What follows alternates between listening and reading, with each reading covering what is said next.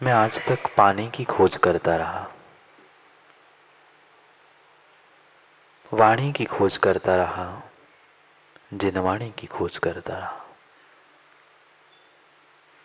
पर जब तक पानी पीने की प्यास, तत्वों को सुनने की पिपासा मेरे भीतर नहीं होगी, तब तक वह पानी, वह जिनवाणी भी काम में आने वाली नहीं। इसलिए प्रयास कर रहे थे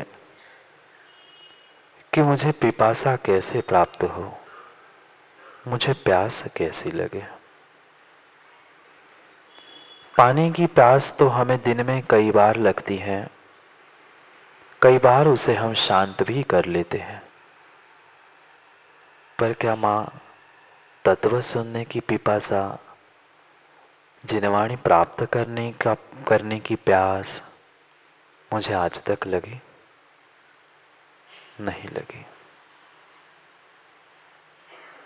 ऐसे भी निर्ग्रंथ हुए, ऐसे भी श्रावक हुए। जब तत्व सुनने की और जिनवाणी प्राप्त करने की प्यास जगती है, तब व्यक्ति को दूरियां नहीं दिखती। आचार्य महाराज शांति सागर जी महाराज के उस चारित्र में लिखते हुए लेखक ने उनके गृहस्थ आश्रम की अवस्था का व्याख्यान किया। व्यक्ति ऐसे ही महान नहीं बनता,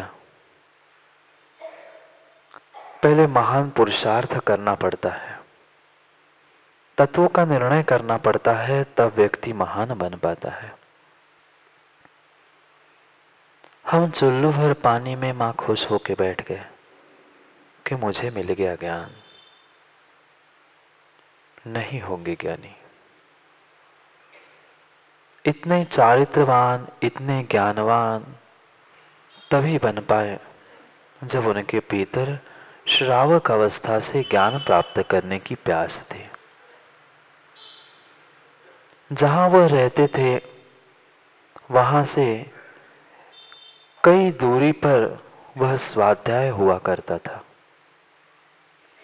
और आज जैसे हमारे पास घोड़ा, गाड़ी, कोई भी साधन उपलब्ध नहीं थे। तत्वों का निर्णय, तत्वों की बात सुनने के लिए वह पैदल पैदल 6 मील तक जाते थे, किलोमीटर नहीं। आज हम 1 किलोमीटर से आने में थक जाते हैं। महाराज जी ठंडी है, ये काम है, प्यास जगा दो। जब प्यास जगती है तब बाकी काम नहीं दिखता। ऋषभ, कोई कितना भी तुम्हें खिलाना चाहे और प्यास लगी है, तू कहता है भोजन मत दो, पहले 1 गिलास पानी पिला दो, पानी से काम चल जाएगा, फिर बाद में भोजन करूंगा, पहले पानी पिला दो। कितने सुंदर कपड़े कोई देना चाहे, कितने सुंदर गहने क्यों ना मां कोई देना चाहे, प्यास के सामने समझ में आता है? नहीं आता। तब मात्र हमें पानी दिखता है, कपड़े, गहने, घर, मकान, गाड़ी, भोजन कुछ भी नहीं दिखता। क्या ऐसी प्यास लगी कभी तत्व के प्रति? नहीं, नहीं लगी है। इसलिए जो जो मैंने सुना वह आज तक भीतर नहीं पहुंच पाया है।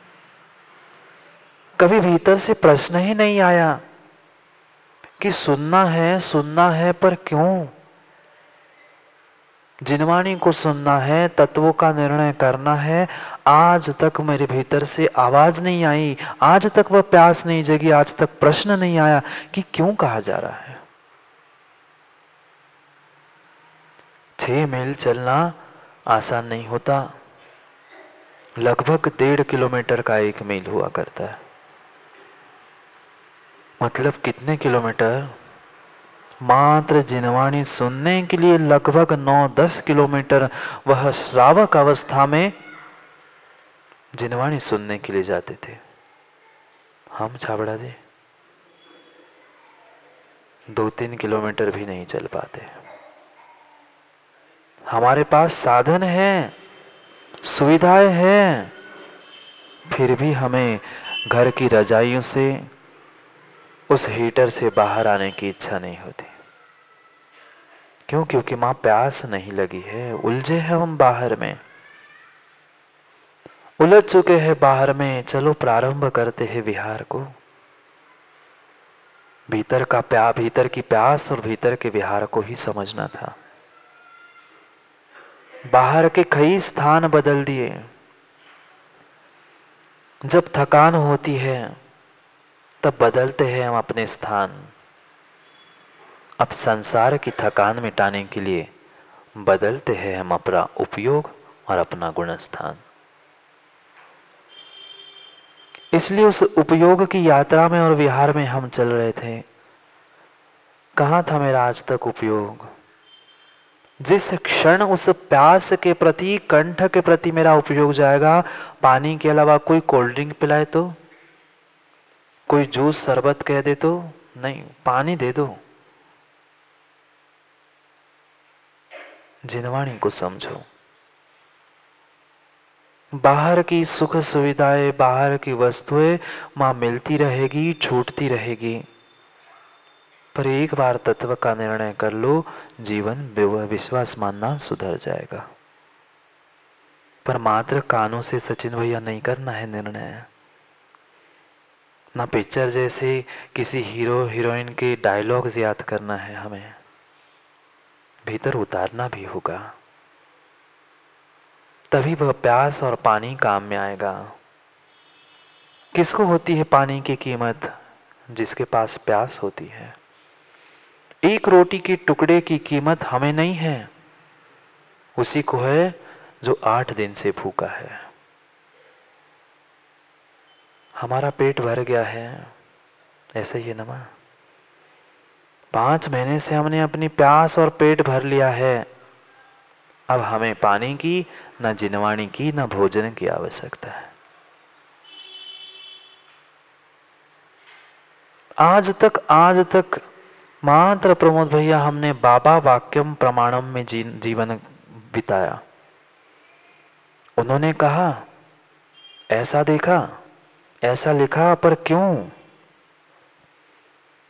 पहले उस वाक्य का प्रमाण प्राप्त करने से पहले उस वक्ता के प्रमाण को समझना आवश्यक है।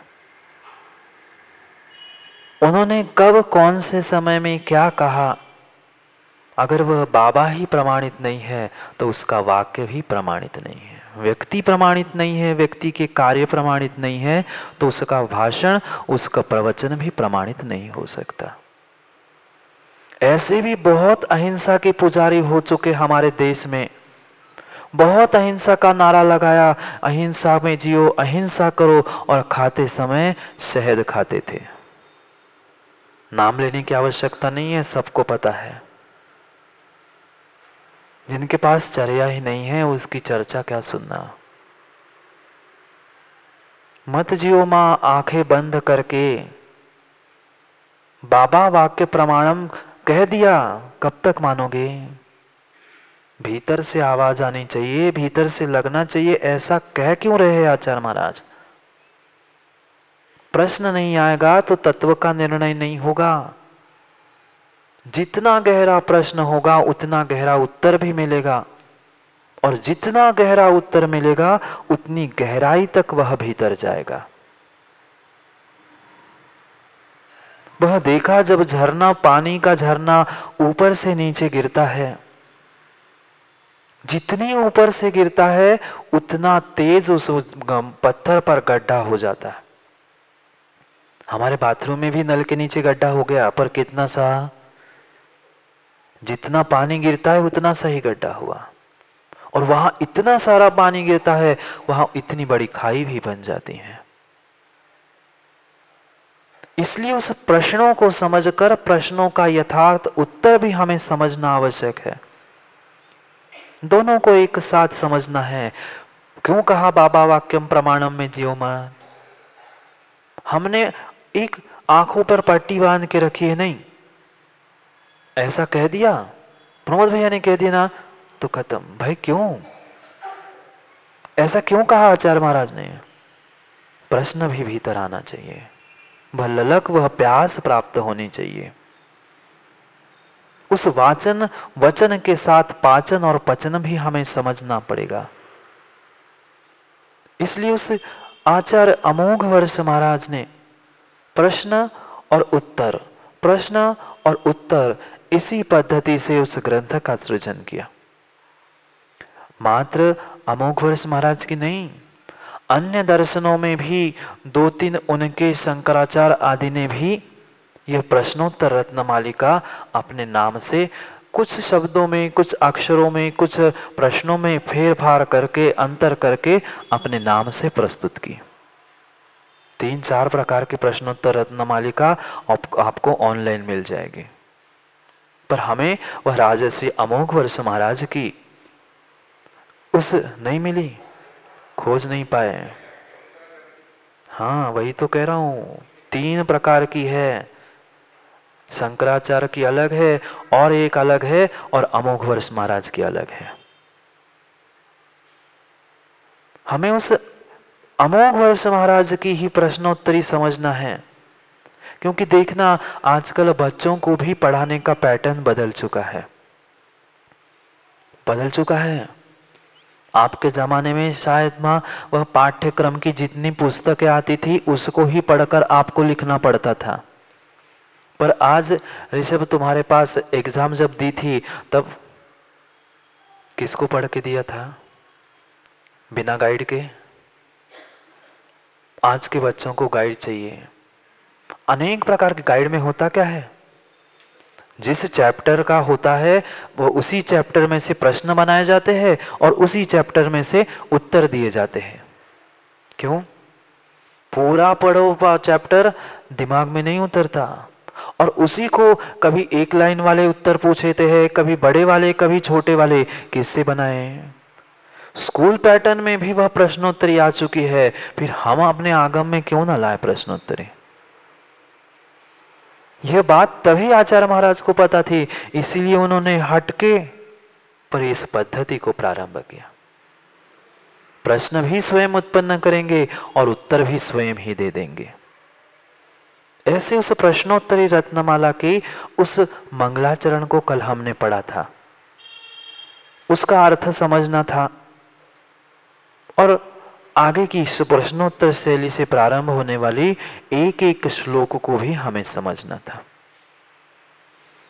क्यों किया जाता है? प्रत्येक ग्रंथ के पहले, प्रत्येक कार्य के पहले मंगलाचरण करने का प्रयोजन क्या है? नहीं पता हमें। वो तो हमेशा ही करते आए हैं, खड़े हो गए, मंगलाचरण कर दिया, पूरी हो गई बात। प्रत्येक के पीछे कारण है, कारण ही तो समझ रहे ना माँ। प्रश्न तो उत्पन्न करो कि मंगलाचरण क्यों किया गया, क्यों दीप प्रज्वलन किया गया, क्यों शास्त्र भेंट करके पाद प्रक्षालन आदि आदि क्रियाएं क्यों की? उसके पीछे भी कारण होता है। नास्तिकता परिहारस्तु शिष्टाचार प्रतिपालनम निर्विघ्नम कार्य सिद्धिश्च शास्त्रादो तेन संस्तुते। पुण्य व्याप्तिश्च निर्विघ्न शास्त्रादो तेन संस्तुति। आचार्य महाराज ने लिख दिया कि नास्तिकता का परिहार हो, कि ये पता चल गया कि मैं नास्तिक नहीं हूं, मैं मानता हूं देवशास्त्र गुरु को। यह उद्देश्य था कि हमने मंगलाचरण किया, मंगल क्रियाएं प्रारंभ कर दी। क्यों? नास्तिकता का परिहार हो। एक शिष्टाचार होता है। हम कहीं किसी रिश्तेदारी में, कहीं संबंधी के यहाँ शादी ब्याह में जाते हैं, क्या करते हैं? तुरंत घुस गए, भोजन करके वापस आ गए, ऐसा करते हो क्या? फिर क्या करते? दरवाजे से वहां तक पहुंचने तक जय जिनेन करते हो, हाय हेलो करते हो। जय जिनेन बहुत कम करते होंगे, हाय हेलो ही करते हैं। करते हैं कि नहीं? तरीका बदल गया है पर क्रम वही है, क्रम बिल्कुल वही चल रहा है।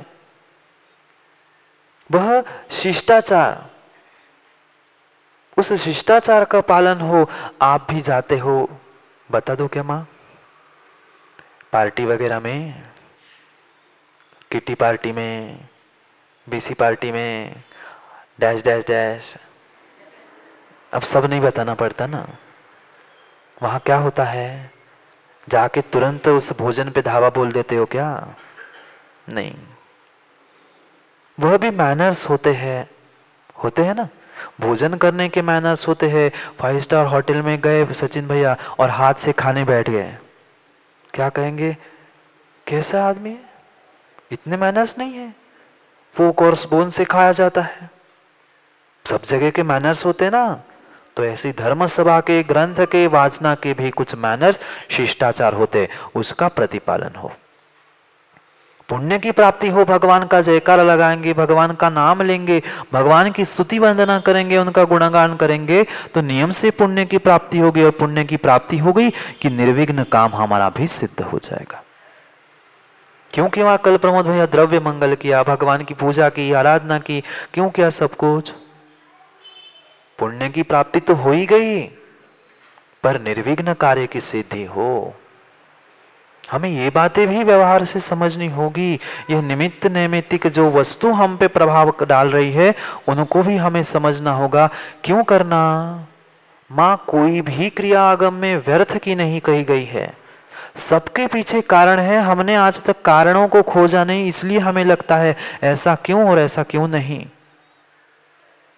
जब सत्यता समझ में आएगी तब हमें वास्तव में समझ में आएगा कि हाँ, प्रत्येक क्रिया के पीछे कुछ ना कुछ संदर्भ, कुछ ना कुछ अंतर है। कुंभ ही क्यों कहा? लोटा ले आते कोई भी एक नहीं, वह अरिहंत का प्रतीक है। मंगल कलश अनंत चतुष्टय का प्रतीक होता है, वह मंगल कलश। कुंभ कहा, प्रत्येक विषय को हमें समझना होगा, शब्द भी, भाव भी और अर्थ भी, तब काम बन पाएगा। क्यों किया मंगलाचरण? नास्तिक नहीं है, ये पता चल गया। जो मैनर्स, शिष्टाचार था, उसका प्रतिपालन हो गया। साथ साथ कितना काम हुआ? काम एक ही हुआ, एक ही काम हुआ, पर उसके कार्य कितने हुए? कारण कितना था? एक कारण, 4 कार्य हो चुके। कारण एक था मंगलाचरण, और उसके 4 कार्य हो चुके। उस कारण कार्य को भी समझना, इसलिए उस मंगलाचरण से ग्रंथ का प्रारंभ करते वाचना का प्रारंभ कर दिया। कल भी समझा था, वाचना प्रारंभ करते समय, ग्रंथ को पढ़ते समय ज्ञान, सम्यक ज्ञान को प्राप्त करना है ना।